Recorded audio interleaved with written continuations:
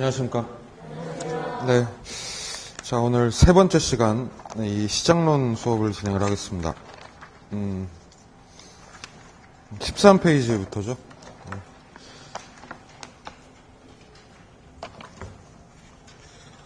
자, 오늘 보실 내용이 시장론인데, 우리 저번 주에 경제론을 했었죠. 경제론을 하고, 그 30번까지 했었는데, 가격 탄력성 결정하는 거.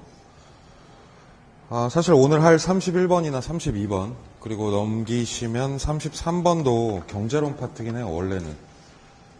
수요 공급에서 배우시는 내용이긴 한데, 경기 변동이라는 게 뭐 시장하고 관련이 있는 내용이라서 제가 시장론에 넣어놨고요. 앞부분에 들으실 내용이 크게 어렵진 않을 겁니다. 오늘 수업은 뭐 저번 주에 비해서는 좀 편안하게 들으실 수 있을 것 같아요. 우리 맨날 듣던 얘기들을 갖다 이론으로 좀 풀어드릴 거니까 그렇게 보시면 되겠습니다. 13페이지 31번부터 해가지고 경기 변동 이론 한번 잡아보겠습니다. 경기 무슨 말인지 아시죠? 그렇죠? 부동산 경기 좋다 나쁘다 하는 그 경기 얘기입니다. 의미 자체는 간단하죠. 외우실 거 하나도 없습니다. 여기 우리 부동산 경기는 이 경기가 올라갔다 내려갔다 상승하고 하락을 반복하는 현상이다.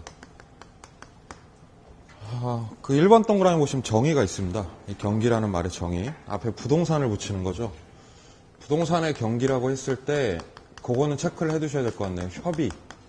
협의의 경기라는 말이 보이시죠? 1번에. 좁은 의미로 우리가 흔히 그냥 부동산 경기다 그러면 5글자로 주거용 건축을 의미합니다. 주택 경기 중에서도 건축 경기를 보통은 부동산 경기라고 하죠. 그래서 좁은 의미로 따지자면 그런 의미고 좀 넓게 보는 게 광의의 경기입니다. 넓은 의미에서는 뭐 주거, 상업, 공업, 농업, 특수 다 들어가는 거죠. 그렇죠? 그래서 주상, 공농, 특 다 합치면 이게 부동산 경기가 됩니다. 광의의 경기는 뭐 전체니까 의미가 없고요. 협의의 경기가 굉장히 중요한 말이라고 보시면 됩니다. 주거용 중에서도 건축 경기다 이렇게 되죠. 우리 경기 변동 문제 이제 시험 문제 푸시려면 기본 용어들을 굉장히 충실하게 정리하셔야 되는데 그 그림 해설을 좀 해드릴게요. 그 그림을 자세히 보시면 중간에 반을 쓱 가르는 선이 하나 보이실 겁니다. 수평선. 얘를 추세 수준이라고 하죠, 보통. 근데 이 선의 성격을 보시면 위점, 아래점의 중간이 딱 있단 말이에요. 그러니까 얘는 평균이라고 보시면 돼요. 여기가 딱 경기의 평균점이다 이런 뜻입니다. 그 평균을 놓고 우리 경기는 일종의 커브를 갖죠. 이런 왔다 갔다 좋았다 나빴다 하는 이런 커브가 하나 나옵니다. 자, 각 명칭 한번 정해볼게요. 위에 여기 딱 봉우리점 2개 있으니까 이 녀석들을 정점이라고 하면 되죠. 그렇죠? 그래서 봉우리점 정점이라고 했으니까 바닥점은 저점이라고 하겠죠? 그래서 부동산 경기는 정점과 저점을 끊임없이 반복한다. 네, 이게 기본. 그 중에서도 이 한 커브만 딱 잘라서 얘기할 거예요. 지금부터 메인입니다, 여기가. 이 한 커브를 놓고 봤을 때 부동산 경기는 올라가는 게 2개가 있고요, 국면이. 그리고 떨어지는 게 2개가 있습니다, 이렇게. 그래서 보통 이 부동산 경기를 4국면으로 구성이 된다라고 얘기를 하거든요. 그림상에서 보시면 처음에 바닥을 찍잖아요, 여기서 저점. 그리고 올라오기 시작을 합니다. 그 올라오기 시작을 할 때 1번 국면을 회복이라고 불러요, 회복. 이거 남기하셔야 돼요, 나중에. 바닥 찍고 컨디션을 회복한다라고 기억하시면 됩니다. 그리고 회복을 했다가 2번에서 빵 터지죠. 얘가 바로 상향. 우리 시험에서 이거 호황이라고 내기도 해요. 상향 옆에 호황이라고 적어 놓으시고. 소위 우리가 말하는 대박 국면이죠, 저기가. 그 다음에 정점을 찍고 떨어지는데 요 3번을 많이 틀리시더라고요, 문제 풀 때. 3번은 하향이라고 하지 않고, 정점 찍고 한 발 후퇴한다, 이렇게 이해하시면 됩니다. 3번을 후퇴 국면, 그리고 4번에서 완전히 밑바닥으로 내려 꽂을 때를, 그때를 하향이라고 하고, 우리 현실에선 불황이라고 부릅니다, 여기를. 그러니까 4개 국면이 있는 거죠. 그리고 이 4개 국면을 반드시 순서대로 기억을 해주셔야 됩니다. 자, 그림 아래쪽에 1, 2번 지문 2개 있는데요. 일단은 1번에서는 요걸 설명을 하는 거예요. 지금 우리 정점 찍었으면 다시 정점을 찍죠. 이때까지 돌아오는 한 사이클이 있는데 영어로 사이클이라고 하고 한국말로는 주기라고 부릅니다. 요 가로폭을 주기라고 하는 거고, 그렇다면 이 롤러코스터의 높이가 있을 텐데 요 높이를 진폭이라고 부릅니다. 정하면 주기죠. 그리고 정저 하면은 진폭이라고 구성이 됩니다. 경기는 주기와 진폭이 있다 이렇게 보시면 되고 아래쪽에 2번 동그라미 그랬을 때 이걸 4개 국면으로 나누자. 한번 해볼까요? 1번 어디요? 회복. 그 다음이 상향. 상향에서 정점 찍고 그 다음에 후퇴. 그리고 하향이죠. 이건 반드시 순서대로 하셔야 돼요. 이렇게. 이 4개 국면의 이름을 시험에 이제 메인으로 내기 때문에 이 정리 잘 하셔야 되고. 자, 제가 여기서 조금 더 들어갈게요. 우리 정점을 기점으로 배를 쫙 갈라봅시다. 반을. 그럼 그 2번 동그라미 앞에 2개. 그러니까 회복과 상향이 있죠. 그 2개를 한번 묶어보시죠. 회복과 상향을. 그럼 얘네는 공통적으로 이렇게 오름 추세가 되는 국면인데요. 그래서 이 국면을 확장 국면이라고 부르기도 합니다. 1번하고 2번 2개 합친 게 확장 국면이죠. 커지잖아요, 경기가. 그럼 우리 팽창이라는 말을 쓰기도 해요. 확장 아니면 팽창 이렇게. 그리고 찍고 내려가는 게 2개예요. 후퇴와 하향이 있는데 이 2개를 수축 국면이라고 합니다. 후퇴와 하향을 합치시면 이 녀석을 수축 또는 같은 말로 위축. 축 처지는 국면이구만 이렇게 이해하시면 됩니다.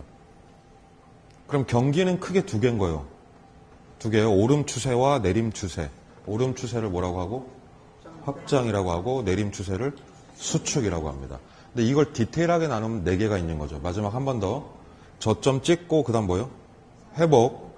저점 찍고 회복. 그 다음이 상향하고 정점 찍고 후퇴 하향이죠. 이제. 여기 이제 문제를 풀 때 굉장히 기본 소스가 되는 내용입니다. 그래서 이 그림 그려보시고요. 공부하실 때 국면 명칭 정리를 좀 해놓으실 필요가 있습니다.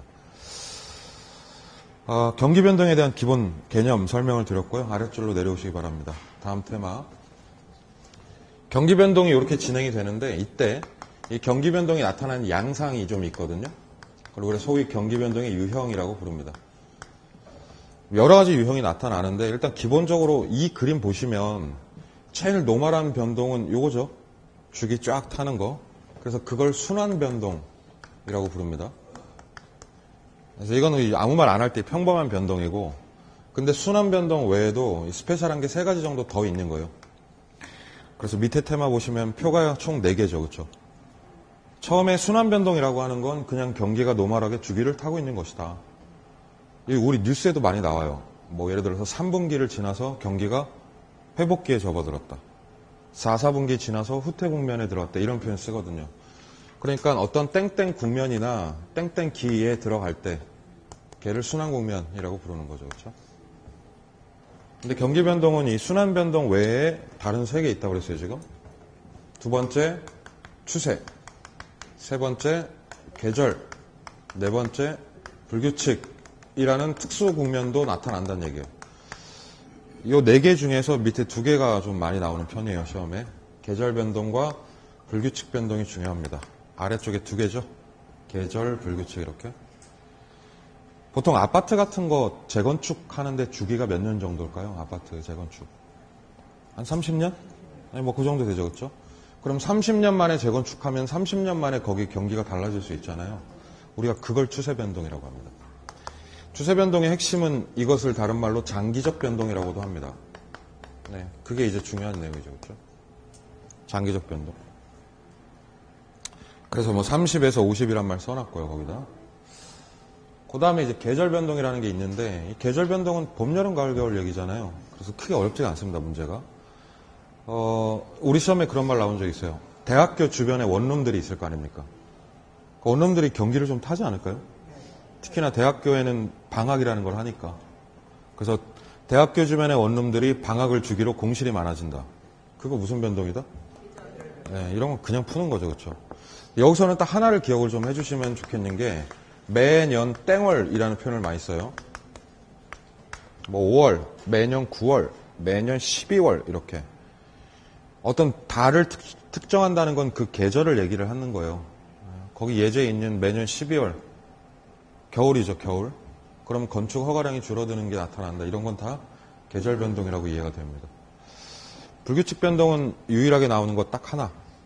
뭐냐면 정책이죠. 정부에서 하는 모든 것들이 다 불규칙 변동이에요. 정부가 정책 발표하는 건 그야말로 랜덤이거든요. 그래서 대책, 뭐 규제, 시책, 831 부동산 대책 이런 거 다 불규칙 변동. 그리고 대출 규제 같은 것도 하니까 시장에서 별거 없죠 얘기가. 그래서 굉장히 상식적으로 이렇게 유형 정리하시면 되겠습니다. 자 넘어가죠. 14페이지. 타이틀 보시면 저 별표 칠게요. 여기 가장 시험 많이 나온 얘기들이니까. 국면별 특징이라는 게 나옵니다. 우리 부동산 경기는 4개 국면 배우셨어요, 앞에서. 회복, 상향, 후퇴, 하향. 그러면 각 국면별에 어떤 독특한 이벤트들이 생길 거란 말이에요. 네, 그걸 물어보는 게 이 시험 문제의 특징입니다. 국면별 특징. 일단은 그림을 그릴게요, 제가 다시. 근데 이번에 약간 V자 모양으로 그리려고 합니다. 책에 있는 것처럼. 이렇게. 그럼 여기 무슨 점이었죠, 여기? 여기 저점. 그리고 얘 후퇴죠. 후퇴. 그리고 밑으로 치고 내려가면 하향이고요. 저점 찍었습니다. 그리고 올라오면 회복이고, 회복 치고 올라가면 상향입니다. 자, 다시 후퇴와 하향을 합쳐서 이 두 개를 수축. 회복과 상향을 확장이죠, 그렇죠? 금세 나갔다 머리에서, 그렇죠? 금세 잠깐 들어왔다가 금세 나가버렸어. 계속 반복하시면 뭐 쉽게 익힐 수 있습니다, 이 내용은. 지금 그게 그 그림이거든요. 그러면 국면별 특징이라는 게 후퇴 국면에서는 어떤 일이 일어나는데 회복 국면에서는 뭐가 독특한데 이런 거 물어보는 거죠, 그렇죠? 근데 싸잡아서 얘기를 좀 할 수 있는 게요, 처음에. 수축 국면이 후퇴와 하향 두 개죠. 그럼 얘네 국면은 상식적으로 수요가 늘어난다, 줄어든다? 불황이니까 수요가 당연히 줄어들 거 아닙니까? 이런 거죠. 그러면 이 국면에선 건축 허가량이 증가 감소. 허가량. 자, 수요도 죽고 공급도 죽고 시장 다 죽고 있어요, 지금. 안 팔리고 이러는 거죠. 그러면 공실률은? 이런 거죠. 이런 거 안 외워도 되잖아요. 이해할 수 있죠, 충분히. 수요 줄고 허가 줄고 공실 늘고. 그럼 우리 확장 국면이 회복이나 상향은 거꾸로 나타날 거라고요? 그럼 얘는 부동산의 수요가 살아날 것이고 허가량도 늘어날 것이고 잘 팔립니다. 공실은 줄어들 것이고 이렇게 되는 거죠. 그럼 이 4개의 국면 중에서 공실이 최대인 국면은? 공실이 최대. 얘가 제일 심하지 않을까요, 공실은? 공실이 비어있는 거니까. 공실이 최대는 어디다? 하향 국면이고 공실이 최소화되는 국면은? 상향. 이렇게 되는 거죠. 아직 이게 국면이 익숙치 않으셔서 그러실 거예요. 익히시면 충분히 이해할 수 있는 내용입니다. 여기까지는 우리가 그냥 문제 풀면서 대충 때려 맞출 수 있는 건데 문제는 이 2개의 핵심이 있습니다. 그래서 얘 얘기를 할 거예요. 그 책에 두세요. 책에 제가 좀 이따 체크해 드릴게요. 첫 번째 이제 메인 이슈가 뭐냐면 시험에서 각 국면에서 거래를 하는데 매수자와 매도자가 거래하죠, 이렇게. 그러면 둘 중에서 누가 더 힘이 센지를 물어봐요, 시험에서. 자, 예를 들어서 하향 국면이라고 합시다. 불황이라는 그림을 머릿속으로 그리시고 그러면 얘는 수요가 어떻게 되는 국면이요? 극히 줄어들죠. 극히 줄어듭니다. 그러면 거래할 때 양자의 힘 중에서 누가 쓸까요? 수요가 줄어든다는 건 수요가 귀해진다고 해석을 하셔야 돼요, 여기서. 사는 사람이 거의 없단 말이에요. 그럼 누구 힘이 세다? 매수 우위가 되는 거죠. 매수 우위. 상향 국면이라고 해봐요. 여기 수요가 폭발합니다. 아주 그냥. 살 사람이 널려 있다고요. 그럼 당연히 누가 갑이다? 매도자가 갑인 거죠. 이 굉장히 상식적인 얘기입니다. 그러니까 후퇴에서 수요가 꺾이기 시작하면서 우리 매수자들의 힘이 좀 세집니다. 그리고 하향 국면에서는 매수자가 되게 귀하니까 매수 힘이 최고조가 되죠. 지금 하향 국면이라고 합시다. 예를 들어서. 그러면 집을 사는 거예요, 제가 집을 살 중개사에 전화를 하는 거죠. 집을 좀 보려고 합니다. 그러면 중개사가 예. 앉아있다 일어나서 전화 받아요. 예.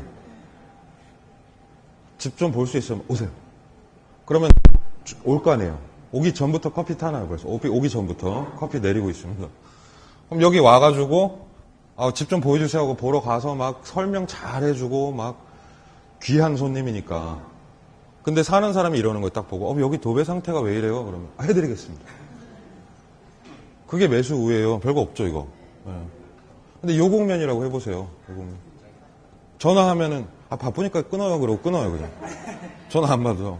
올라면 오든가. 네. 가서 도배해달라고 그러면 어떻게 할까요 여기선? 다음 그럽니다. 그럼 다음 사람이 들어와요 이제. 나가고. 그러니까 여기서는 중개업자의 중개활동이 매도자 시선에 맞춰져 있는 거고요. 그렇죠. 그 얘기예요. 여기서는 매수자 시선이다 이렇게. 그래서 그거는 거기 이해하시면 될 것 같고요. 두 번째는 뭘 물어보냐면 사례 가격. 기존에 거래됐던 사례 가격이 상한선이냐 하한선이냐 이런 표현을 씁니다. 이게 조금 생각을 해볼 문제죠. 자, 예를 들어 드릴게요. 지금 하향 국면이라고 합시다. 최악의 국면. 그러면 추세선으로 봤을 때는 이렇게 내려가는 국면 아닙니까? 여기가 하향이라고 보시는 거예요, 지금. 그럼 이게 오늘이라고 합시다. 그래서 오늘 A 물건에 대한 거래를 하려고 해요. 근데 여기서 사례 가격이라는 건 뭐냐면 동일 물건이 마지막 거래됐던 가격이 있겠죠. 중고부동산이라고 치면. 가령 6개월 전에 이 아파트가 1억 원에 거래가 된 거예요. 그러면 1억 원을 사례 가격이라고 하는 겁니다. 시험 문제는 오늘 거래할 때 그럼 이 1억 원이 상한가냐 하한가냐 그 얘기예요. 뭐가 될까요?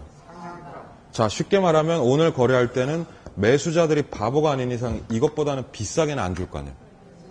이것보다는 무조건 싸진다고. 그러면은 요 선을 딱 기점으로 해서 밑에서 거래가 되겠죠. 그렇죠? 그래서 요를 상한선이라고 부르는 거예요. 상한선. 자, 입장 바꿔보면은 우리 뭐 상향 국면이다. 그러니까 오름 추세 국면은 이렇게 가기 때문에 추세가 얘가 오늘이 되고 얘가 사례 가격이 되는 거죠. 요게 1억이라면 상향 국면에서는 매도자들이 바보가 아닌 이상 이것보다는 어떻게? 비싸게, 그렇죠? 그러니까 요게 밑에 깔리고 이것보다는 비싸게 거래된다. 이렇게 되는 거죠. 후퇴 국면은 상한선일까요? 하한선일까요? 기존 가격이. 내려가고 있죠? 그러면 기존 가격이 뭐예요? 상한선이죠. 좀 헷갈리시죠, 이게? 네. 다시 정리해 드릴게요. 사실 이 문제를 푸는 포인트가 있는데 회복, 상향, 후퇴, 하향 네 가지 한번 써볼게요, 제가. 네. 이 문제를 풀 때는 사실 그림을 한 번만 그리면 끝나요, 이 문제가. 회복은 찍고 올라간다, 내려간다. 올라가는 거 확실하죠. 그럼 후퇴는 찍고 내려가는 거 확실하고. 그럼 제가 그린 이 흰색 동그라미가 여기가 사례 가격이라고 보시면 돼요. 여기가 사례 가격이에요. 그러니까 회복 국면은 사례를 찍고 올라가니까 윗선, 아랫선. 아래에 있죠. 아래에 있으면 이거 하한선. 이렇게 하시면 되죠. 후퇴는요. 찍고 내려왔죠. 그럼 이 찍히는 지점에서 여기 위에 있으니까 상한선이 되는 거죠. 이렇게. 머릿속으로 살짝 그리시면 돼요. 그림을. 하향 국면에서 뭐가 될까요? 그러면. 상한선, 하한선. 하향은 찍고 내려오니까 찍히는 지점이 위에 있으니까 상한선. 그렇죠? 우리 상향은 찍고 올라가니까 찍히는 지점이 하한선 이렇게 되면 되죠. 그렇죠? 이걸 이해하시면 외울 게 없어요, 여기서. 근데 이걸 꼭 이해하셔야 돼. 그냥 외우려고 그러면 안 되고 책에다가 좀 체크를 좀 하면서 볼까요? 14페이지. 14페이지에 그림 밑에 표가 보이십니까? 회색 박스로 색칠된 표. 왼쪽에 뭐 있죠, 지금? 수축이 있고 오른쪽에 확장이 있습니다. 중간에 두껍게 테두리 된 부분 보이시죠? 네, 그게 문제의 핵심이에요, 시험 문제. 왼쪽 거부터 얘기해 볼까요? 수축 국면은 수요자 줄어드니까 누구 우위? 매수 우위입니다. 매수 우위. 매수 우위. 그리고 아래쪽에 기존 사례 가격 나오는데 이 수축이 계속 찍고 떨어지는 국면이라 찍히는 지점이 무슨 선? 상한선이라고 나와 있는 거예요. 네, 그렇게 이해하시면 되고 오른쪽 표가 확장 국면이거든요. 여기는 수요가 폭발하는 국면이니까 매도 우위다. 매도 우위. 그리고 얘는 찍고 올라가는 국면이니까 찍히는 지점에서 하한가가 형성이 되는 거죠. 이렇게. 그 4개를 잘 하시면 돼요, 사실은. 그렇게 해서 읽어보시면 되겠습니다. 33번은 앞으로 계속 다룰 겁니다. 얘가 이제 시험 문제의 가장 핵심 몸통이라서요. 자, 34번. 이제 본격적으로 시장 좀 들어가 보도록 하겠습니다. 이 부동산 시장론이 사실상 34번부터 시작이다 이렇게 보시면 되는데, 우리가 계속해서 오늘 3번째 시간인데, 첫 번째 시간은 부동산 얘기를 좀 했죠. 부동산. 파트 1이 부동산학 총론이었습니다. 이 부동산 시간에는 부동산의 개념, 복합 개념도 배우셨고, 부동산 분류, 토지 분류도 배우셨고, 부동산의 다양한 특성 배우신 거 기억나시죠? 뭐 부동성이라든가 부증성, 영속성, 개별성 이런 것들. 그게 파트 1이었고, 파트 2는 저번 주에 수업이었던 사람 얘기였죠. 인간 2명, 수요자와 공급자. 그래서 수요 공급 이론을 배우셨습니다. 경제활동의 주체들이죠, 얘네들이. 자, 오늘은 이제 사실 본격적인 수업은 이거예요. 이 수요자와 공급자가 거래를 하는데 거래할 때 얘를 가지고 거래하죠. 그래서 수요와 공급이 부동산을 놓고 거래하는 이 공간 이론을 배우실 겁니다. 얘를 이제 우리가 시장이라고 부르는 거죠, 시장. 제 과목인 부동산학개론에서 시장이라고 하는 건 그냥 수요 공급을 뜻한다고 보시면 돼요. 그래서 이 시장론을 본격적으로 들어갈 건데, 이 시장의 시작이 시장의 특성부터거든요. 그럼 시장의 특성이라는 게 뭘까 생각해보면 사람들 특성이겠죠. 수요자 특성, 또 공급자 특성, 그리고 물건 특성 이렇게 나올 거란 말이에요. 그래서 부동산 시장의 특성에서는 우리 앞부분에서 수업했던 거 다 똑같이 나와요. 지금 제가 책에 5개 적어놨거든요. 크게 보면. 그래서 1, 2, 3, 4, 5번 이렇게 보이시죠? 거기서부터 짚고 넘어가겠습니다. 이 시험 굉장히 잘 나옵니다. 시장의 특성 문제가. 그래서 하나하나 일일이 다 정리를 해보겠습니다. 먼저 부동산의 특성은 4개 좀 써놓을게요, 제가. 첫 번째 우리 자연적 특성으로 배운 게 부동성 하나 있었고, 생산할 수 없다는 뭐였죠? 부증성, 그렇죠. 이거 배우셨고, 감가되지 않고 영원하다. 영속성. 요거 우리 주택에는 내구성이라는 표현을 쓰기도 했습니다. 그리고 모두 다르다 하는 게 요걸 베이스로 해서 특성이 생기는 거예요. 시장 특성이. 우리 1번 바로 보십니다. 1번. 부동산 시장은 완전, 불완전. 완전 경쟁, 불완전 경쟁. 자, 불자 동그라미 치십니다. 이렇게. 불완전 시장이다. 이거 다 이해하는 거예요, 그냥. 이렇게. 자, 칠판 보시면 부동산 시장에서 대답 한번 해보세요. 생각해보고. 부동산 시장의 수요자와 공급자는 소수다, 다수다. 집 사고 파는 사람들은 소수다, 다수다. 사고 파는 사람들 꽤 많지 않나요? 소수예요, 다수예요? 1번 동그라미 보세요. 소수래요, 다수래요? 어머나, 소수래요. 예, 소수 2번 동그라미 치세요. 그래서 이걸 참 많이 틀리십니다. 그럼 소수와 다수의 차이가 있겠죠? 예. 이걸 차이를 말씀드리면 납득이 되실 것 같은데, 여기서 소수라고 하는 말은 한정되어 있다는 뜻입니다. 수량이 정해져 있다는 얘기예요. 그러니까 아무리 많아도 무한대로 있는 건 아니거든요. 자, 바로 이 다수라는 말이 무한대거든요. 그럼 이렇게 한번 다시 질문을 해볼게요. 목동에서 집을 살려는 사람들은 숫자가 정해져 있다, 아니면 무한대다? 그럼 소수라는 표현을 할 수 있죠. 그래서 이 뜻이라는 걸 반드시 기억을 하셔야 돼요. 우리 단순 생각엔 많을 것 같은데 하시면 안 된다고요, 여기서는. 정확히 해야 돼요, 1번. 소수자만이 수급을 할 수 있는데 그 이유가 있습니다. 왜냐하면 물건이 너무 비싸서 그래요. 그냥 100원짜리 꺼내놓고 파는 시장이 아니거든요, 여기가. 그래서 얘는 고가성하고 아주 관련이 깊습니다. 자, 내려갑니다. 부동산 시장은 진입, 퇴거 합쳐서 진퇴라는 말 보이시죠? 진퇴 동그라미 칠게요, 이렇게. 시장의 진입과 퇴거가 쉽다, 어렵다? 어려워요. 네. 그럼 다시 질문. 진이 뭐라고요, 지금 여기서? 진입. 퇴는? 퇴거. 그럼 쉬운 말로 들고 나기 어렵다. 이런 얘기 아닙니까? 그럼 다시 질문. 진입이 무슨 뜻일까요? 시장에 진입한다는 말이. 그렇죠. 그렇죠. 오늘 제가 제 집 없다는 얘기를 계속 할 건데, 집이 없으니까 강의하기가 참 편합니다. 예를 들기가 편해요. 제가 자가주택이 없어요. 그러면 저는 자가주택 시장에 진입을 못한 거예요, 아직. 근데 본인 명의의 집이 있으시면 진입하신 겁니다. 그럼 제 입장에서 진입이 참 어려워요. 왜냐면 왜 그럴까요? 왜 진입을 못할까요? 저는 비싸서 그렇죠. 비싼데 제가 돈이 좀 딴 데 쓴다고 해주시면 안 되나요? 굳이 또 없다고 해주시니까 많아요. 돈 많습니다. 아주 유복합니다. 예. 안 사는 거예요. 못 사는 거 아니고. 자, 비싸니까 못 들어가겠죠. 근데 그래서 여길 진입하려면 시장에서는 융자가 필요해요. 금융의 필요성. 자, 융자 60% 끼고 들어왔어요, 시장에. 그럼 그 아파트를 내가 원하는 가격에, 원하는 시점으로 받고 팔기 쉽다, 어렵다. 뭔 놈의 시장이 이렇습니까? 들어가기도 힘들고, 예, 나오기도 힘들고. 이게 있다는 거죠. 이 진퇴가 어렵다. 요걸 갖다 전문 용어로 진입장벽이 있다라고 얘기를 하는 거예요. 그냥 써놓으셔야 돼요, 하나. 원한다고 다 장사할 수 있는 거 아니고요. 원한다고 상 엎어버리고 나오기도 쉽지가 않아. 그러니까 시장이 상당히 불안전한 거죠, 이거는. 근데 지금 두 개의 지문이 있는데 그 1, 2번의 공통점이 바로 고가성 때문에 그렇다. 비싸서 그렇다.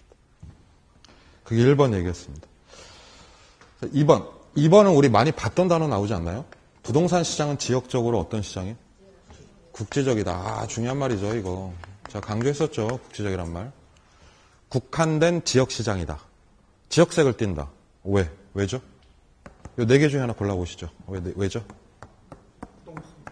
네, 국지화는 반드시 여기서 나오게 돼 있죠. 그렇죠? 바로 1번 동그라미 나옵니다. 지리적 위치가 고정돼 있어서 그래요. 부동성 때문에 지역마다 다른 수요가 생기고 지역마다 다른 공급이 생기고 그래서 결론적으로 말씀드리면 이 국지성이라고 하는 건 지역마다 모두 다르다가 끝이에요. 그 얘기가. 지역적으로 국한되면서 아래쪽에 시장이 쪼개지기도 합니다. 그걸 이제 소위 부분시장 또는 지역적 세분화 이렇게 표현을 하죠. 우리 4번 동그라미 예제 보면 그게 가장 잘 나타나 있어요. 4번. 그래서 부동산 시장은 한 지역 동그라미, 한 지역 하면 서울이에요. 그리고 이와 멀리 떨어진 지역, 멀리 떨어진 여기 부산이고요. 그럼 서울의 토지시장과 부산의 토지시장은 연계관계가 크다, 적다? 적다. 상관없죠. 서울의 토지 수요가 늘어난들 부산이 늘어나는 건 아니거든요. 그게 어떤 지역적 바운더리를 가지고 서로 따로 논다는 얘기죠, 시장이. 자, 2번이 바로 국지적이다. 이렇게 보시면 되겠습니다. 세 번째, 부동산 시장은 수요와 공급, 수급 조절이 쉽다, 어렵다? 이게 제일 많이 나온 얘기예요. 여태까지 얘기 중에서 시험에. 수급 조절이 곤란하다 이렇게 돼 있습니다. 그럼 말을 그냥 뜯어서 해석을 하자면 수요량과 공급량을 컨트롤하기가 쉽지가 않다는 얘기죠. 이런 특성이 생기는 이유가 있는데 이게 수요 때문일까요? 공급 때문일까요? 둘 다 책임이 있는데요. 더 책임이 큰 애가 있어요. 우리 수요량 조절은 맘먹으면 할 수도 있어요. 집이 안 팔리는 게 많잖아요, 지금. 근데 평당 5천만 원씩 깎아줘봐. 평당 5천만 원씩. 다 팔립니다, 하루 만에. 수요량은 맘만 먹으면 되는 거예요. 근데 문제는 이런 상황입니다. 단기적으로요, 수요가 아주 그냥 왕창 올랐다고 합시다. 어떤 이유에서인지 간에. 그럼 수요가 증가하면 가격은? 네, 이거 연습해오라고 말씀드렸죠. 수요가 증가하면 가격이 급격히 오르죠, 그렇죠?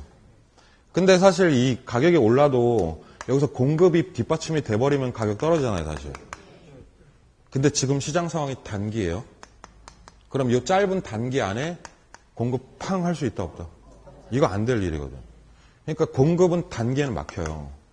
그럼 가격이 이 상태로 그대로 있게 돼요, 시장에서. 그러니까 엄청 오른 상태에서 조절이 안 되는 거죠. 다만 가격이 계속 오른다면 우리 건설사들이 뭐 하냐면 씨를 뿌립니다. 그거 이제 착공이라고 합니다. 착공. 공사에 착수합니다. 잽싸게 삽질을 시작을 하고요. 그러면 요게 이제 언제 열리죠, 열매가? 장기에 열리는 거예요. 그럼 장기적으로 공급이 늘어나면서 요때 가격이 다시 다운되겠죠, 그러면. 그럼 시장에서 가격이 안정화되는 것은 단기다, 장기다? 그럼 단기에는 가격이 안정화되지 못하는 이유가 바로 너 때문이다. 누구요? 1번 동그라미 보세요. 이 공급에는요, 땅을 확보하고 건축하고 마케팅 분양하는 데까지 너무 오래 걸려요. 그럼 우리 1번을 공급의 장기성이라고 하고요. 이건 저번 주에 저한테 뭐라고 배우셨냐면 단기 공급이 비탄력적이다. 이렇게 배우신 거예요. 같은 말이에요. 그렇기 때문에 2번 동그라미 시장에서는 가격 왜곡이 흔히 관찰되는데 장기 왜곡이다. OX. 장기 왜곡이다. X죠. 언제 왜곡? 그게 나온다는 거예요, 시험에. 그래서 단기 왜곡을 기억을 하셔야 돼요. 단기라는 말이 나왔을 때 우리 머릿속에는 두 가지가 있어야 돼요. 첫 번째는 비탄력이다. 공급이 비탄력이다. 그리고 단기에는 그래서 가격이 왜곡된다까지. 아울러 옆에 하나 쓸까요? 단기 왜곡이면 장기에는 균형이요. 장기에는 균형을 잡습니다. 그래서 단기 왜곡, 장기 균형 이렇게 가시면 됩니다. 자, 아래쪽 4번 들어갑니다. 우리 부동산 시장에 계속되는 특성. 시장은 거래의 공개성 아니면 비공개성. B자 동그라미 치시죠.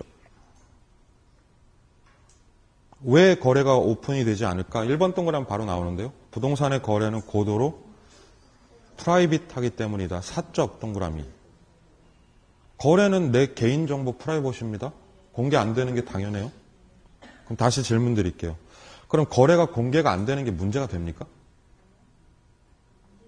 나의 거래 정보가 내가 5억 원짜리 아파트를 샀는데 그 정보가 숨겨져 있는 게 문제가 되겠냐고요. 내 입장에서 문제가 안 되죠. 근데 거꾸로 내가 집을 산다고 생각을 해보세요. 그럼 정보를 어떻게 구해 내가? 그러니까 정보 구하기 힘들잖아요. 오른쪽에 2번. 부동산 시장에는 그래서 거래 관련 정보가 공개되지 않거나 불완전하다. 이렇게 정보가 막혀 있으면요. 이건 무조건 왜곡이 됩니다. 이건 무조건 왜곡될 수밖에 없어요. 3번에 그래서 거래의 비공개성으로 인하여 자 밑줄 정보 수집이 어렵다. 그래서 정보를 구하려면 쓰세요. 뭐가 필요하냐면 정보 비용이라는 게 필요해요. 정보 비용. 정보 비용이라는 말을 많이 접하시게 될 텐데 정보를 구하기 위한 유무형적 비용이에요, 이게. 정보 비용에 뭐가 있을까요? 대표적으로. 돈이 있겠죠. 돈 쓰셔야죠, 정보 구하려면. 돈만 있나? 시간 써야죠. 몸으로 때우셔야 돼요. 육체도 써야 돼요. 그러니까 물리적, 경제적 비용의 총합을 정보 비용이라고 합니다. 로비도 어마어마하게 해야 되거든요. 고급 정보 얻으려면. 정보가 다 오픈되어 있다면 굳이 이럴 필요가 없을 거 아니에요. 그런 문제가 있다는 거. 그리고 시장에 불합리한 가격이 생길 수 있다. 5번 특징. 부동산 시장은 표준화, 비표준화. B자 동그라미 치시고 조직성, 비조직성.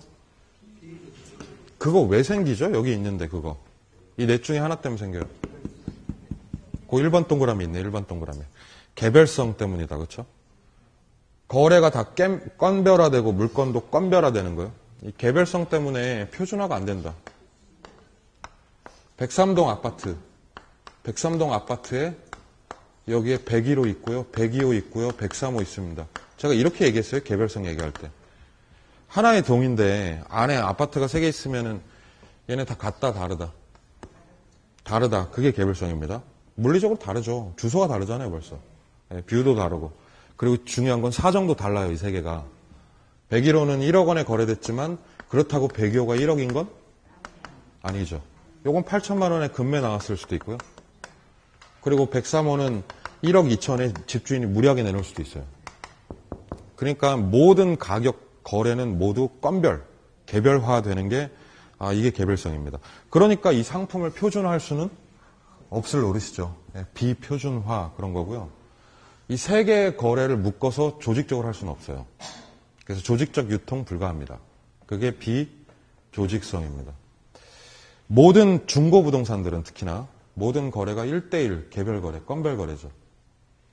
전문용어로 뭐라고 해요, 이거를? 거래가 개별화된다. 얘를 케바케라고 부릅니다. 케바케. 케바케가 뭔지 아시나요?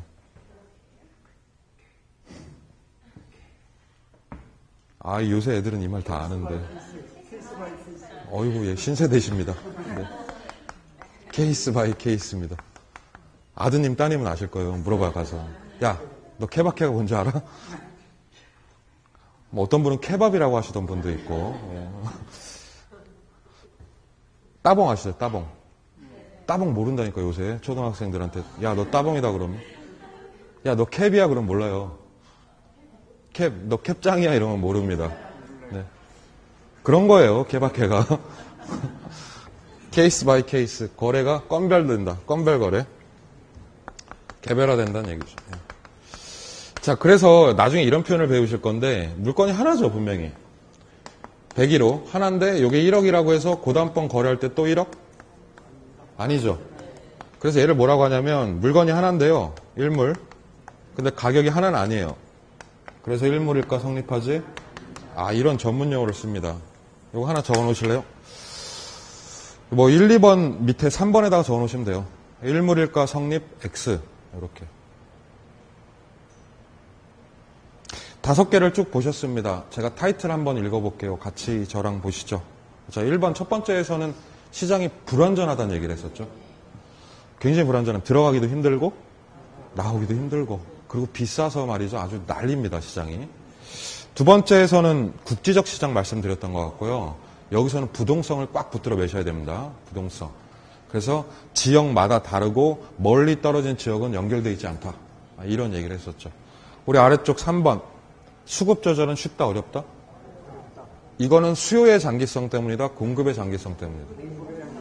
공급의 장기성 때문이고 그래서 단기 왜곡이다. 장기 왜곡이다. 단기 왜곡이죠. 단기 왜곡입니다. 우리 부동산의 거래는 공개적이다. 비공개적이다. 사적 경향 때문에 그렇고요. 그래서 오른쪽에 올라오시면서 정보 비용이 들어간다는 얘기를 했습니다. 왜곡되고요.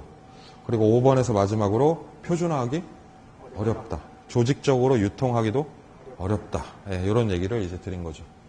이해하시면 돼요. 지금 달라붙어서 외울 건 없어요. 여기서. 부동산 시장 특성을 전반을 봤는데 조금 이제 강론으로 슥 들어와서 그 다음에 이제 드릴 말씀이 바로 주택시장 얘기입니다. 네, 주택시장 본격적으로 분석을 할 건데요. 주택시장도 특성이라는 게 있겠죠. 자, 질문 계속 드릴게요. 제가 생각해보세요. 머릿속으로. 주택, 여기서 말하는 주택이라 하면 아파트입니다. 이동식 주택 말고 아파트. 아파트는 완벽히 부동성이 있다. OX. 완벽히 부동성이 있다.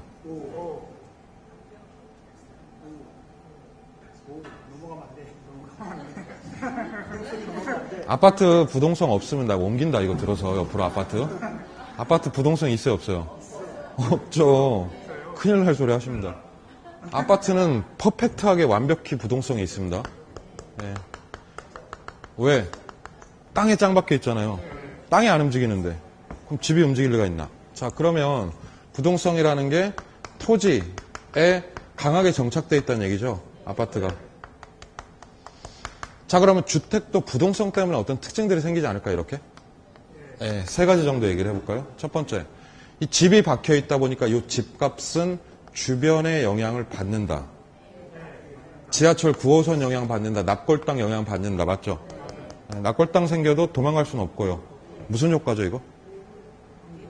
1번 동그라미. 1번 동그라미 보시죠. 주택은 고정되어 있기 때문에 자, 끝에 괄호 안에 집값을 결정하는 건 주변이야. 무슨 효과라고요? 외부 효과입니다. 아, 중요합니다, 이거. 외부 효과 오늘 마지막 시간에 배우실 거예요. 따로. 외부 효과. 계속 나왔죠, 얘기? 네, 외부 효과 아주 스페셜하게 배우실 겁니다, 이따가. 부동성 때문이다, 이렇게 보시면 됩니다. 자, 두 번째. 주택은요, 물적 유통이 될까요, 안 될까요? 물리적 유통. OX. 질문이 어렵나요? 물적 유통? 그러면 고객님의 주택, 고객님이 주문하신 103동 205호가 배송 중입니다. 대환. 별 얘기 아니잖아. 자, 물적 유통이 안 됩니다. 5번 동그라미 가실까요? 5번 동그라미. 주택은 토지의 위치가 고정되어 있기 때문에 물리적인 유통이라는 건 있을 수 없다. 쉽게 접근하고 싶으시면 택배가 안 된다고 보시면 돼요. 그래서 끝부분의 괄호에 제가 그런 말 써놨죠. 물적 유통이 불가하다. 그런데 재밌는 건 중개업자를 유통업자라고 한단 말이에요. 실제 그래요. 그러니까 물적 유통은 안 되는 건데 그럼 얘네들이 뭘 유통을 하는 걸까요? 그래서 걔를 권리의 유통이라고 불러요. 자, 하나 씁니다. 이렇게. 물적 유통은 안 되는데 권리 유통은 가능합니다. 그러니까 중개업자들은 등기를 유통하는 사람들이죠. 정확히 말하면 소유권을 유통하는 사람들이죠. 그래서 이것도 부동산하고 아주 밀접한 관련이 있죠. 또 하나, 우리 아파트는 부동성 때문에 지역색을 띈다, 안 띈다? 지역색. 아우, 지역적 영향이 심각하죠. 자, 푸르주 아파트를 만든다고 쳐봐요. 건설사에서. 그러면 어디에 만들든 동일한 자재 설계 공법을 쓸 거 아닙니까? 그러나 서울 푸르주랑 목포 푸르주는 다르다. 동의하시죠? 네. 이 국지적 성향. 이게 이제 2번 동그라미에 있습니다. 그래서 2번 동그라미 내려오시면 지역적 경향이 강하고 지역 수요에 의존을 한다는 얘기예요. 국지성이죠, 국지성. 그래서 공사비 뻔하고 자재 설계 비용 뻔한데도 지역마다 가격이 틀려요. 그리고 지역 수요도 다르니까 적정 가격 도출이 쉽지가 않다는 얘기예요. 1번, 2번, 5번 그거 세 개를 부동성이라고 보시는 게 좋겠네요. 그렇죠? 그리고 3번. 주택은 무슨 재화다? 주택은 3번 동그라미 보세요. 주택은 무슨 재화다? 내구재 동그라미. 그럼 이 내구재를 보시면 사실 여러분 입장에서는 제일 먼저 이것 떠올리셔야 돼요. 여기 무슨 특성이에요? 영속성. 제가 내구성 얘기했거든요. 주택에서. 주택은 일회용이 아니다. 일회용을 전문용어로 단용재라고 합니다. 짧게 쓰는 거. 단용재가 아니라 무슨 재? 내구재란 말이에요. 감가가 거의 안 되니까 그런 거죠. 그래서 소유와 이용이 분리된다는 표현을 써요. 여기서. 소유라고 하는 말은 자가 소유죠. 자가. 내가 직접 소유하고 쓰는 건데 감가가 별로 없으니까 남한테 이용시키면 되잖아요. 그리고 돈 받으면 되잖아요. 자, 무슨 시장? 임대차 생긴다. 임대차. 임대차는 영속성에서 배우셨습니다. 그게 이제 내구성과 관련이 있는 거죠. 그렇죠? 아래쪽 4번. 방금 전에 했네요, 이거. 주택은 동질적이다, 이질적이다. 101호, 102호, 103호 다 달라. 그럼 하나의 물건에 하나의 가격만 있을 수는 없는 노릇이다. 1물일까? X. 이건 개별성 아닐까요? 그렇죠? 그러니까 이렇게 정리를 하자면 1번은 부동성, 2번도 부동성, 3번은 영속성 또는 내구성, 4번은 개별성, 5번은 부동성. 그러니까 주택이라는 것도 사실 뭐 부동산의 특성, 영향을 그대로 받는 거죠. 되게 쉬운 말이에요. 1번에서는 집값은 주변이 결정해. 이런 얘기. 그리고 우리 2번에서는 집값은 지역마다 다른 거야. 3번에서 주택은 임대차 많이 한다. 그렇죠? 그리고 4번에 아파트는 아파트마다 가격이 다 틀려. 그리고 5번은 요거 택배 안 돼. 이런 얘기거든요. 그럼 되게 쉬운 거죠. 5개 얘기가. 그렇게 편안하게 좀 이해하시는 측면에서 보시면 될 것 같아요. 다만 이제 36번부터 좀 불편해져야 됩니다. 이제 36번 별표. 시장 특성 얘기를 했는데 지금부터는 뭐 얘기하는 거냐면 주택시장의 데이터 분석을 하는 거거든요. 데이터 분석이 2개 나오죠. 무슨 양과 무슨 양 나와요? 유량하고 또 저량 얘기 나오죠. 그렇죠? 유량, 저량 배우셨죠? 저번 주에 6페이지 한번 펴보실까요? 책.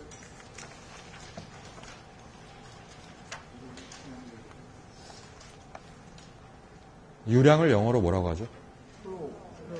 다시 공부하셔야 돼요. 다시 처음부터. 유량은 영어로 flow라고 합니다. 그렇죠? 가급적이면 윗 립발로 아랫 립술을 살짝 깨물면서 그렇죠? flow. 저량은 스탁이라고 하는데 스톡이라고 표기한다고 했죠. 유량의 키워드는 딱 하나였습니다. 기간값이다. 데이터를 측정할 때 기간이 포함되어 있으면 유량이다. 저량은요? 저량은 시점. 기억나십니까? 키워드? 네. 데이터 안에 특정 기간이 포함되어 있지 않고 일정 시점에서 얘기하면 그것은 저량이라고 그랬어요. 제가 지금 뭐 할 거냐면 주택시장 분석할 거거든요. 근데 주택시장 분석할 때 왜 유량, 저량 얘기를 하지? 왜냐하면 주택의 데이터 분석을 해야 되니까. 그렇죠? 정부에서 예를 들면 시장에 공공임대주택을 공급하려고 해요. 공공임대주택 공급하려면 기존의 주택이 몇 채 있는지, 앞으로는 몇 채를 공급해야 하는지 이런 계획을 짜야 될 거 아니에요. 그러려면은 데이터 분석을 해야 되는데 그놈의 데이터가 뭐가 있다? 유량과 저량이 있는 거예요. 그래서 이 분석을 하는 겁니다. 자, 유량에서 기간값이라고 그랬는데 주택시장 분석할 때는요. 얘는 무조건 연단위 값이라고 이해하시면 돼요. 그래서 1년 단위 이렇게 측정을 하면 얘는 유량이라고 할 거고요. 저량이라고 하는 건 시점이죠.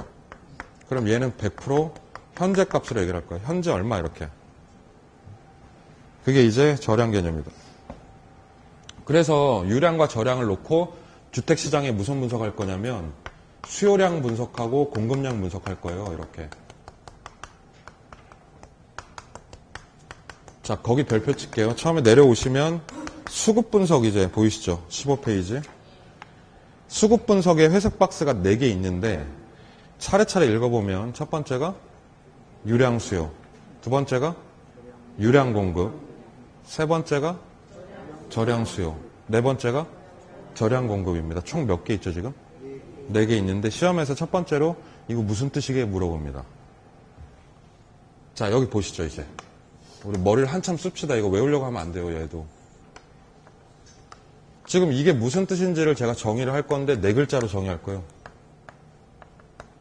그래서 여러분도 요 연습을 하셔야 돼요. 4글자 정의.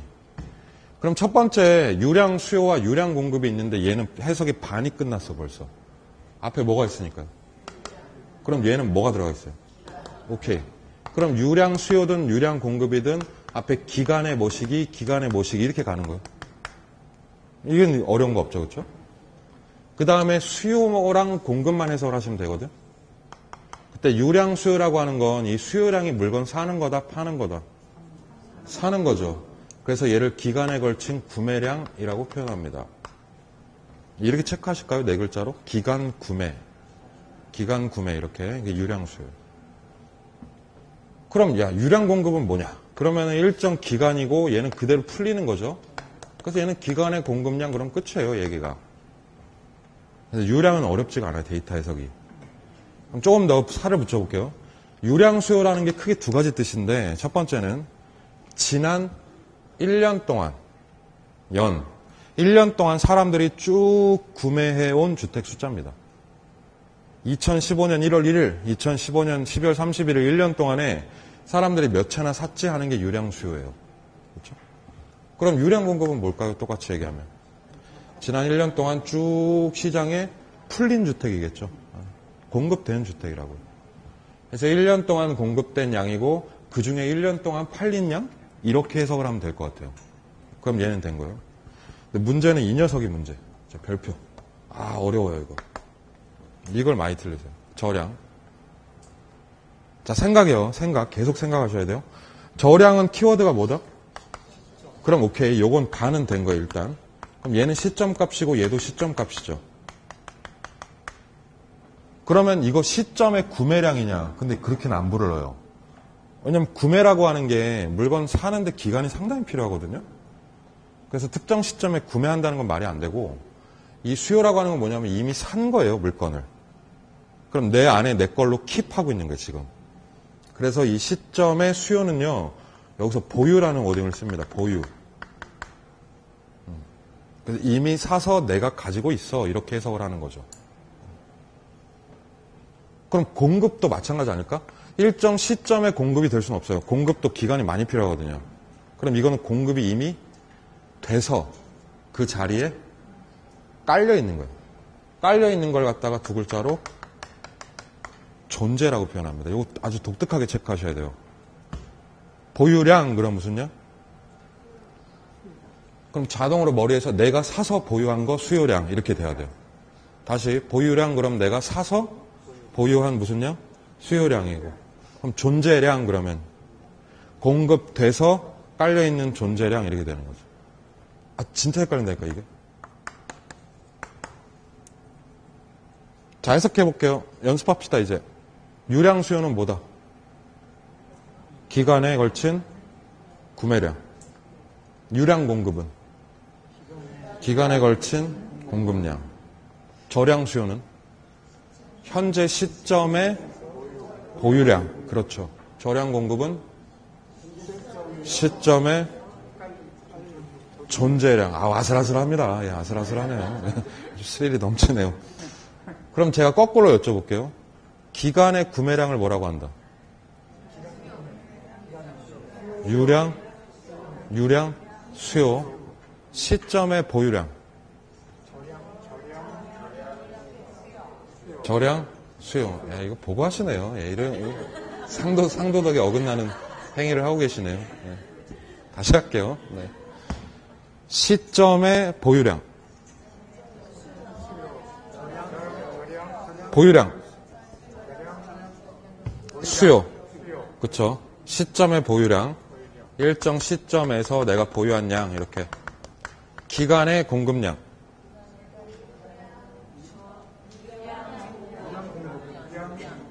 유량.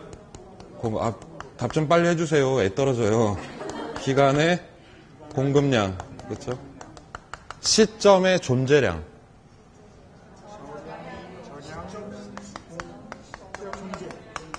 저량, 공급이죠. 시점의 무슨 양이라고요?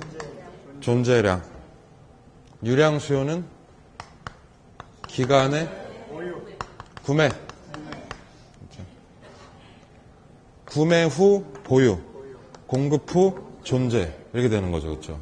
이런 뜻이죠. 근데 이게 익숙해지지 않으면 문제를 풀 수가 없게 돼요. 익숙해지려면 되게 오래 걸립니다, 이거. 그래서 처음에 여러분 1단계에서 그걸 굉장히 연습을 많이 하셨으면 좋겠어요. 근데 글자 그대로 외우시면 안 돼요, 절대. 머리 생각을 해야지 안 까먹어요. 네. 그럼 실제 시험이 이렇게 나온다고요. 제가 예제를 몇 개 써볼게요. 이거 한번 싹 풀어보실래요? 예제를. 기출 예제를 써볼게요, 제가. 크게 두 가지 문장을 일단 쓰겠습니다. 자, 아무 말 없이 조용히 한번 따져보세요, 속으로. 지난 1년간 우리 시장에 공급된 주택수가 총 50만 채이다. 그런데 이 1년 동안에 사람들이 총 30만 채의 주택을 분양받았다. 라는 리포트가 있습니다. 이게 보고서예요. 지난 1년간 50만 채가 공급됐고 지난 1년 동안에 총 30만 채가 분양되었다. 그렇죠? 이게 하나고 두 번째 2015년 11월 27일 현재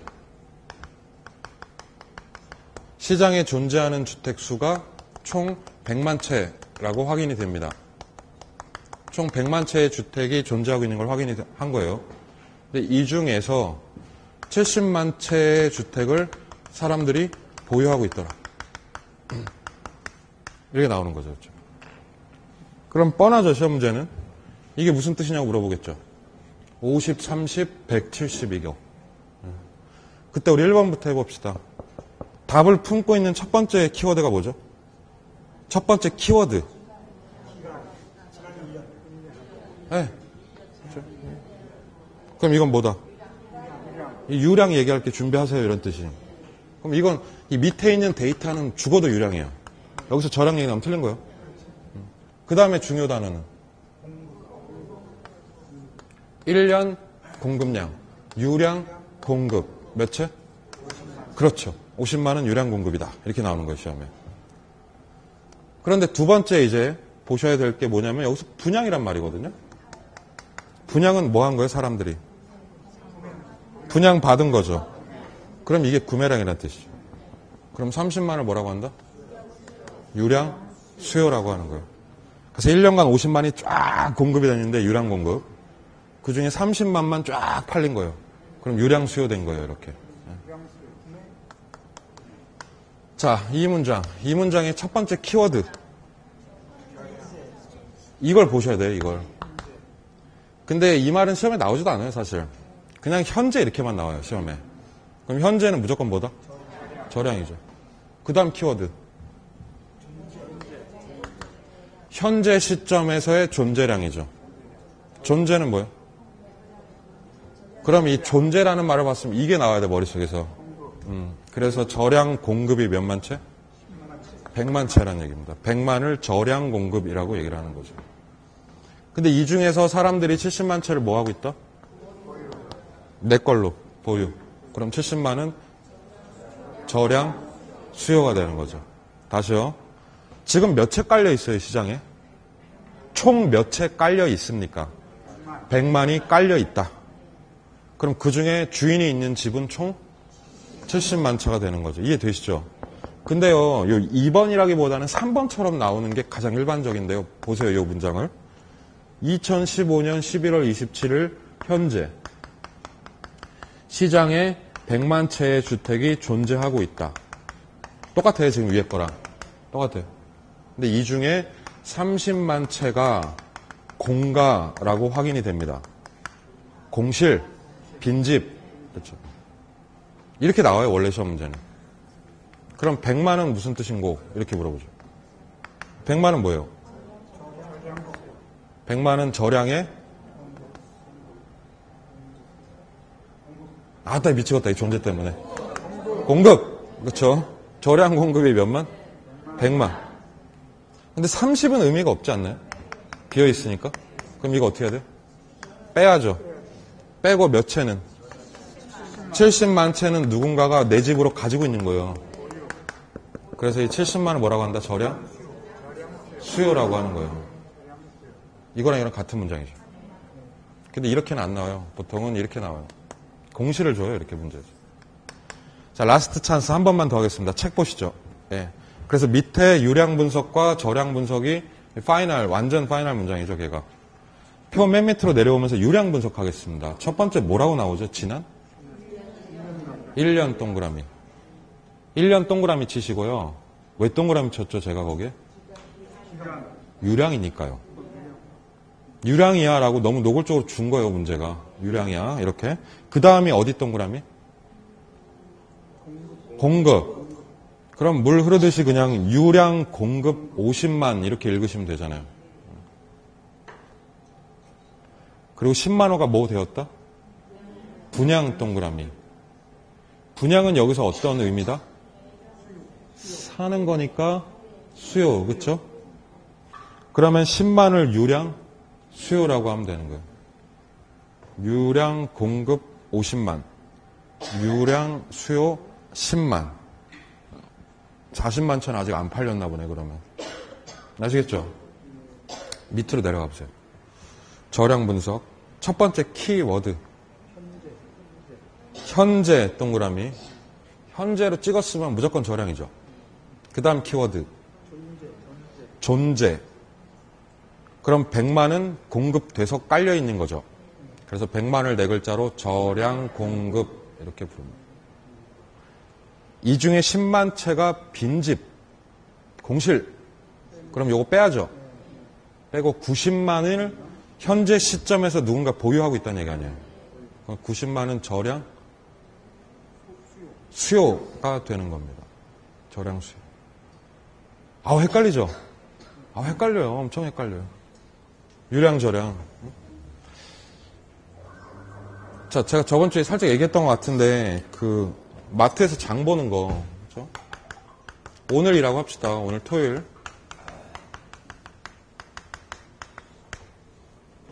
내일 일요일. 일요일 날 우리 집에 손님이 방문할 예정이에요. 그래서 음식 대접을 좀 하려고 합니다. 일요일 날. 일요일 날 뭐 잡채도 할 거고요.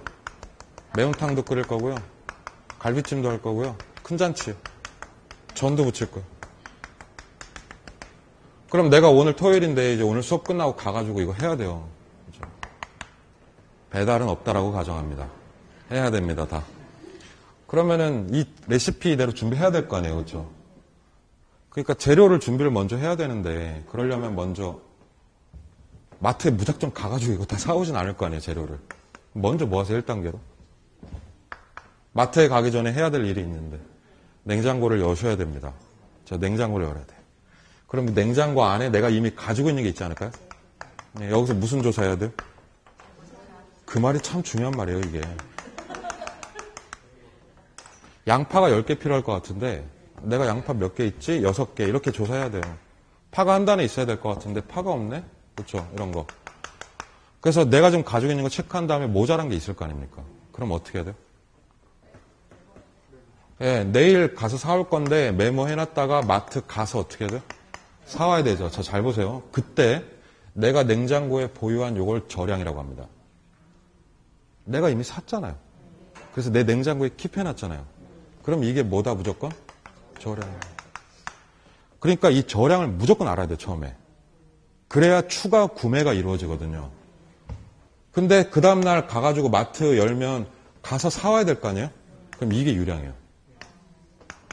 이건 시간이 걸리잖아, 어차피. 가서 사오려면. 그렇죠. 자, 우리가 저량, 유량 분석 안 하는 것 같죠? 현실에서 맨날 합니다. 그러니까 저량은 내가 이미 내 품에 가지고 있는 거라서 얘를 보통은 주택으로 얘기하면 중고주택이라고 얘기를 해요. 근데 이 유량이라고 하는 건 기간이죠. 그럼 이건 추가되는 거래요, 여기서. 그럼 얘는 이제 보통 신규주택 얘기를 할 때 얘기를 하죠. 제가 처음에 얘기 꺼낼 때 이렇게 꺼냈어요. 국가에서 지역에 주택 공급을 하려고 한다. 신규로. 그럼 그게 유량 계획입니다. 그럼 우리 여기 목동 지역에 임대주택을 몇만 호를 건설할까 알려면 목동에 주택이 몇만 채가 있는지를 먼저 알아야 될 거 아니에요. 그래서 우리는 반드시 저량을 분석을 해놓고 거기에 추가로 유량 계획을 짜는 것이다. 이렇게 보시면 되죠.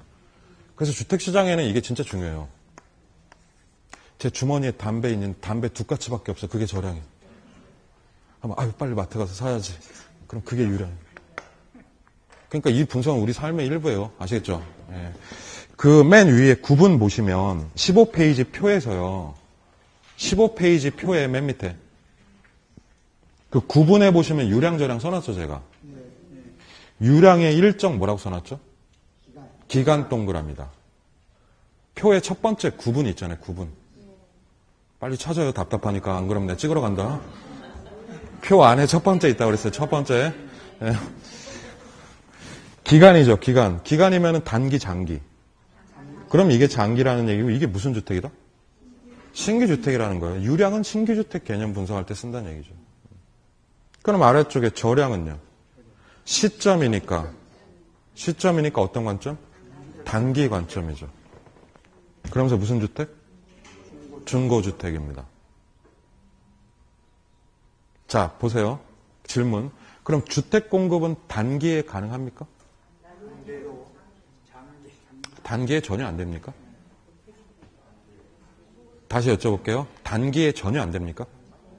여기 중개업소에 집 나와 있는데 지금 제가 쉬는 시간에 와서 집 한 채 사올까요? 바로 나와 있죠. 단기에 공급된다 안 된다? 돼요. 그러나 뭐만 돼요? 저량으로만 가능한 거예요. 중고주택으로만. 그러니까 신규주택은 단기는 안 되죠. 신규는 언제만? 장기의 유량으로만 커버가 되는 거고 중고주택은 저량. 예, 이렇게 이제 단기에 가능한 거죠. 예, 그 개념이에요, 이게. 그래서 유량, 저량을 나눠서 설명을 하자는 얘기죠. 조금 더 이해되시죠, 그러면? 어렵네요, 놈은. 36번에 밑에 표 분석을 좀 하셔야 됩니다. 별표 쳐놓으세요. 꼭 복습하셔야 될 것 같아요, 이거는. 머리 좀 식힐까요? 네, 좀 쉬었다가 37번 들어가겠습니다.